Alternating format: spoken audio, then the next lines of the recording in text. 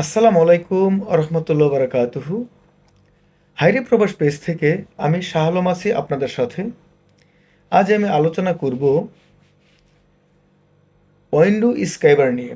ওয়েন্ডো স্ক্রাইবার এটা কি এবং এটা কি কাজে লাগে, তাহলে আপনাদের আমি দেখানোর চেষ্টা করতেছি।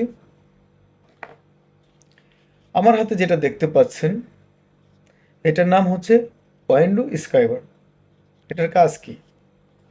এটার কাজ হলো গ্যালাসের ভিতর যে উইন্ডো, জানালার ভিতরে যে গ্যালাস থাকে, গ্যালাসের যেমন হার্ড ডার্টি, কোনো বড় হার্ড যে ময়লাটা জৈমা থাকে, ওইটা এমনি সচরাচর ওঠে না।